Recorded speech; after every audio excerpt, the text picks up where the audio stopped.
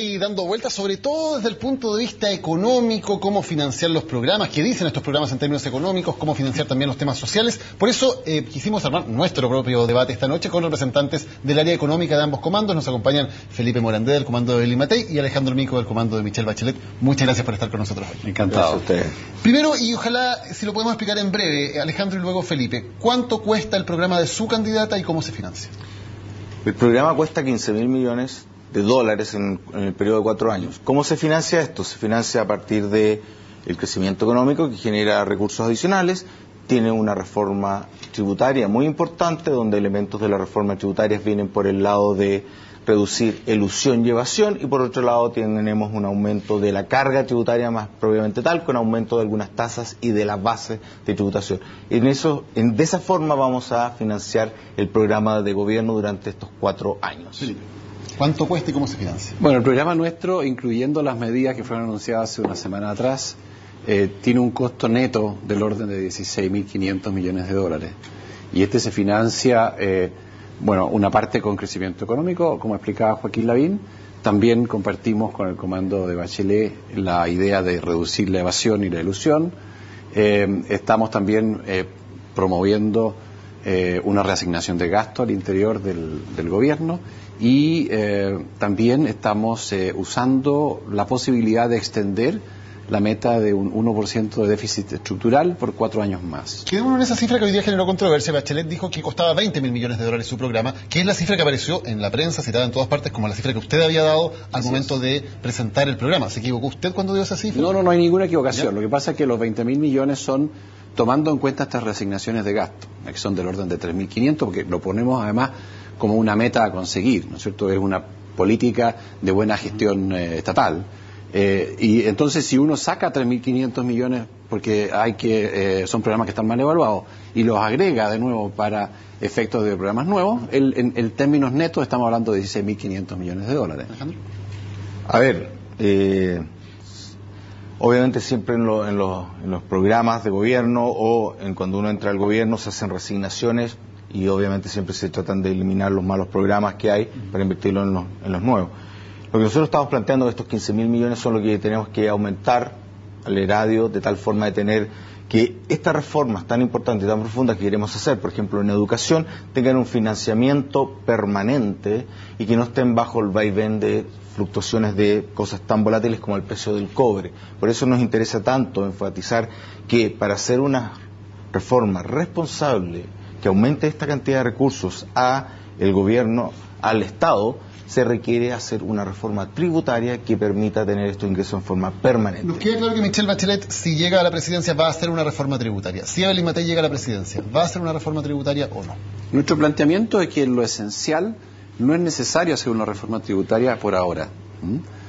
Nosotros creemos que estamos en una etapa de desarrollo del país que arriesgamos mucho haciendo una reforma tributaria en materia de ahorro, en materia de inversión, de crecimiento, generación de empleo, todas esas cosas, y podemos entonces darnos el lujo, en cierta forma, de esperar un tiempo antes de hacer una reforma tributaria, 5 o 6 años desde ahora, y darnos el lujo porque tenemos una posición fiscal de inicio muy sólida. Chile no tiene deuda pública y tiene una situación de ahorro, además, importante en materia de el chanchito que tenemos, ¿no es cierto?, con 15.000 millones de dólares. Para entenderlo entonces, en estos 5 o 6 años nos vamos a romper el chanchito y nos vamos a gastar los ahorros. No. Tú puedes tomar deuda solo en caso de que el crecimiento efectivo esté por debajo del crecimiento potencial y que el precio del cobre sea inferior al precio del cobre a largo plazo. Eso más un 1% podría generarte un déficit efectivo que sea necesario de financiar con deuda.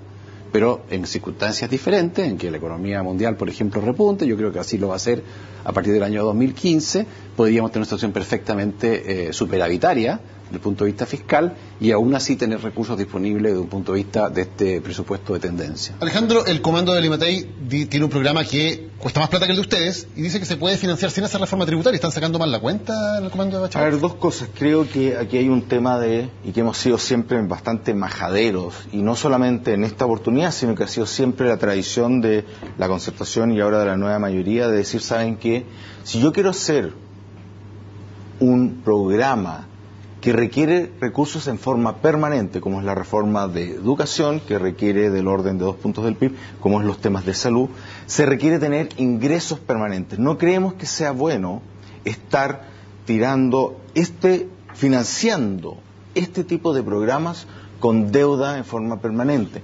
Por eso cuando nos plantean una de las propuestas de la presidenta Bachelet, es decir, ¿sabe qué? Es bueno que el país vaya convergiendo a un balance estructural y no tener un déficit estructural permanente de un 1% por un periodo mucho más largo, porque creemos que Chile todavía somos un país emergente, que los mercados mundiales todavía nos consideran un país emergente, que en cualquier momento podemos estar sujetos a estos vaivenes. No queremos que se vuelva a repetir la situación que tuvimos el año 82, por ejemplo, cuando, debido a una crisis mundial que le pegó muy fuertemente a Chile, se tuvo que cortar el gasto social cuando más se requería.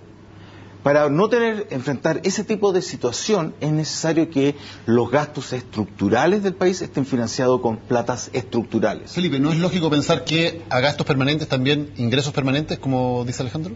Sin duda, yo creo que es una buena política. Lo que pasa es que hay que preguntarse cuándo es el mejor momento para hacerlo.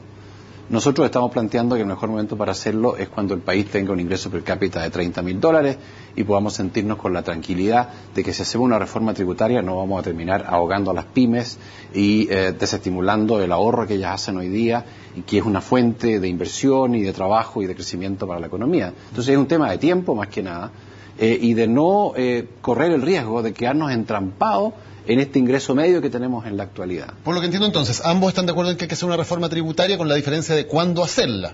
¿Ustedes creen que hay que hacerla durante el próximo gobierno? ¿Ustedes creen que se puede postergar hacia más adelante? Y con el hecho adicional de que si tú la haces cuando el ingreso es mayor, entonces la necesidad o la profundidad de la reforma tiene también que ser menor de lo que hoy día se plantea. A ver, dos cosas. Creo que es importante acá decir que una reforma tributaria va a ahogar el crecimiento no es cierto, porque igual cuando uno tiene situaciones, por ejemplo, que uno está gastando más de lo que está generando, es más proclive a estar en una crisis. Y todos sabemos que lo que más le pega a un país, al desarrollo de un país, es cuando estamos en una crisis. Chile, por desgracia, ha vivido de las crisis más fuertes del mundo. De nuevo, recordemos el 82, cuando se hizo mal esto. Chile en esos periodos, durante el 79, recordemos que teníamos un Chile de un boom, que estábamos gastando mucho más de lo que generábamos.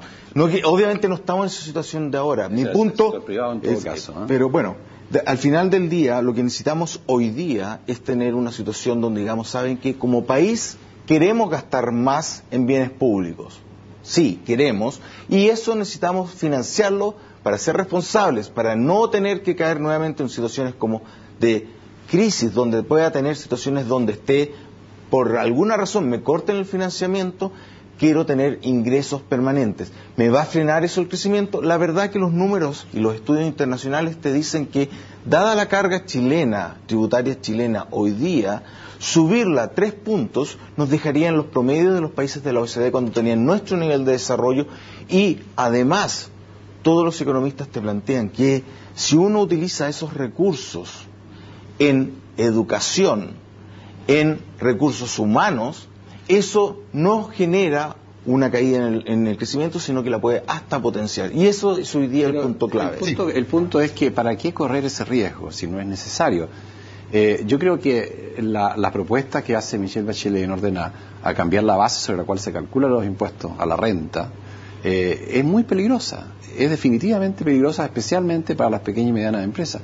Si tú le agregas a eso la propuesta de una depreciación instantánea, que es una cosa más técnica, significa que las empresas mineras, por ejemplo, van a ser capaces de, en un año, depreciar toda la inversión que hagan. ¿500.000 millones de dólares?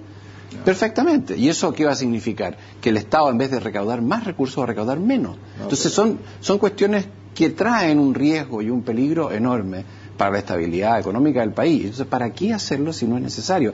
Y cuando hablamos de un financiamiento vía el 1% de déficit estructural, estamos hablando de cifras muy pequeñitas. Estamos hablando de que en total, en estos 4 años, serían del orden de 5.000, 6.000 millones de dólares. O sea, nada que vaya a cambiar la solidez financiera que tiene el Estado chileno. ¿Se afectan las pymes a las cuales se les suben los impuestos? Duda, pero dos cosas. A las pymes no se le afecta, porque si uno pasa, y aquí no quiero llegar en tecnicismo, cuando se haga la reforma que tanto se plantea que va a perjudicar a las pymes, estaríamos hablando que una persona que tiene ingresos por su negocio por 100 millones de pesos al año, 8 millones al mes, 8 millones al mes, ojalá pudiéramos tener todos los chilenos ese tipo de ingresos, esa persona no va a pagar ni un peso más de impuesto al momento que pasemos de un sistema como estamos planteando de eliminar estas exenciones como el FUT. A la pequeña empresa no se le pega en absolutamente nada. Segunda cosa que es importante, se ha planteado mucho que va a frenar el crecimiento del país. Eso está en base a decir que va a caer la inversión que va a haber en el país. Y todos los estudios plantean que el impacto que ha tenido las alzas de impuestos durante los últimos 10 años en Chile, y aquí podemos ver estudios como de Eduardo Engel, como el mismo ministro actual de Economía, que plantea que los impactos son muy, muy marginales. Eso no tomando en cuenta que hoy día todos los empresarios en las encuestas plantean que el gran problema que tienen para el crecimiento no es la carga tributaria, es el tema de los bajos recursos humanos que pueden acceder, el bajo capital humano, y segundo, el tema energético, que es fundamental para el crecimiento del corto plazo, que por desgracia poco y nada se ha hecho en este gobierno en estos últimos 4 años. Otro debate interesante que se planteó es esto de la Alemania de Merkel, de quién está más cerca o para quién es ejemplo la Alemania de Merkel, si es para Evelyn Mateu o si es para Michelle Bachelet. ¿Por qué ustedes plantean, pese a todo lo que se ha dicho, que en Alemania hay sindicalización, negociación sindical por rama, educación universal gratuita, sistema de reparto de pensiones, por qué ustedes consideran que su modelo se parece a la Alemania de Merkel? Déjame decir una cosa nada más respecto a lo que dijo recién Alejandro, que es que él cita siempre esta idea de que a los empresarios no les importa el tema de la carga tributaria. ¿Cómo? Pero eso es básicamente porque el estudio es mirando para atrás. Pero si uno hiciera el estudio mirando para adelante, si uno le dice hoy día a los empresarios, le vamos a sacar el FUT y le vamos a subir la tasa a 5 puntos porcentuales, la respuesta va a ser diferente, sin duda. Okay. La Alemania de Merkel. Bueno, la Alemania de Merkel es una figura para efectos de representar, como ha señalado Evelyn, que es un país ese donde se valora el esfuerzo personal y donde se premia a la gente por un trabajo bien hecho, donde hay un sistema de capacitación muy desarrollado que nosotros queremos tomar como ejemplo. En fin, es una sociedad además que ha logrado altos grados de confianza entre las personas y con las instituciones, que es algo también a lo que nosotros aspiramos. Obviamente no aspiramos a todo como es Alemania, porque eso sería imposible. Pero déjame así decirte una cosa, la diferencia en la carga tributaria no es tan grande como parece. Alemania tiene una carga tributaria que debe ser unos 3-4 puntos porcentuales mayor que la chilena, no más. Cuando uno descuenta, cuando uno descuenta el déficit previsional. Lo que pasa es que ellos gastan 10-15 puntos del producto, nada más que financiando las pensiones, y nosotros no tenemos ese problema. Entonces es una gran diferencia. Alejandro. A ver, creo que aquí el tema de fondo es qué tipo de sociedad existe en Alemania vis-a-vis qué tipo de sociedad tenemos en Chile. Creo que el tema fundamental que se está poniendo hoy día sobre la palestra es queremos una sociedad más igualitaria, queremos hacer como país, y aquí todos, más esfuerzo para tener una sociedad más igualitaria. Y aquí quiero decir simplemente, Alemania, cuando uno toma los ingresos de los alemanes con los ingresos propios, es decir, con la fuente solamente de su trabajo, sin las transferencias ni los impuestos, tiene una distribución del ingreso mejor que la chilena, pero no mucho mejor que la chilena. La gran diferencia se produce cuando se le incorporan las cargas impositivas muy progresivas que tienen y las transferencias por parte del Estado, que también hacen que al final del día tengamos que Alemania es un país muy igualitario al final del día. Eso es lo que nosotros queremos como candidatura, presentarle al país, y ese es un punto fundamental, y si nos hablan de eso, obviamente creemos que la candidatura de Michelle Bachelet es mucho más cercano del programa de ustedes, a Alemania. Es que ustedes quieren bajar la tasa de impuestos a las personas de 40 a 35%. Perdón, pero claro, entonces, ¿cómo? No te entiendo. A ver, no me entiendes. A ver, cuando nosotros lo que queremos hacer es subir la carga tributaria de las rentas del capital. Hoy día, ¿cómo uno sube la carga de la renta del capital? O uno amplía la base o sube la tasa, ¿cierto? Perdón, ¿me escuchas ahora? Pues si me dices que no me entiendes, trata de entenderme. Entonces, lo que hace la propuesta de la candidata Michelle Bachelet es decir, ¿sabes qué? Todos los que tengan rentas del capital van a tener que pagar lo que corresponde. Hoy día existen una serie de exenciones, una de ellas es el FUT, que es una exención que hace que la base tributaria se reduzca muchísimo en el país. Lo que estamos planteando, y en forma que es buena economía, es decir, ampliemos la base de la renta del capital para todos y eso nos puede permitir inclusive que algunas tasas caigan. Estamos en el tiempo de Felipe, estaba mirando la explicación de Alejandro. ¿Le convence la explicación o no? No, yo creo que hay una serie de incongruencias en la propuesta de Pero Bachelet. entiendes que la base es importante para la recaudación. Es muy importante. Y tú entiendes que eso es muy importante, sin duda que es importante. Ahora, yo creo que siendo la base importante, también es importante pensar en no afectar el ahorro de las pequeñas y medianas empresas, eliminando el FUT. O sea, aquí lo que estamos tratando de hacer es corregir un problema, que hay elusión tributaria a través del FUT, sí la hay, pero es un problema de segundo orden frente al problema de primer orden, que es el ahorro que hacen las pequeñas y medianas empresas, y también las grandes, y que permite que en este país 16 puntos del PIB se expliquen por ahorro corporativo, ahorro de las empresas, que es una proporción gigante de los 20 o 22 puntos del PIB que se ahorran en total en Chile. Eso es lo que demuestra que los empresarios son muy astutos y demuestra que es mucho más fácil ahorrar en la empresa, porque si yo ahorro en la empresa no pago impuestos. Y si uno es profesional, y tú lo sabrás, cuando te pagan a ti, tú tienes que pagar los impuestos y después ahorras. Si yo soy empresario, tengo mi ingreso en la empresa y ahorro desde la empresa. No es... creo que son astutos, bienvenido que sean astutos. Lo que pasa, bienvenido que sean astutos. Yo no quiero que dejen de ser astutos. Lo que quiero es que la cancha sea la pareja, de tal forma que las rentas del capital paguen lo que corresponde. Punto. Alejandro Vico, Felipe Morandi, muchas gracias por haber estado hoy con nosotros en CNN. Gracias a ustedes. Vamos a hacer una pausa y ya volvemos con más. Esto es CNN Prime en CNN Chile.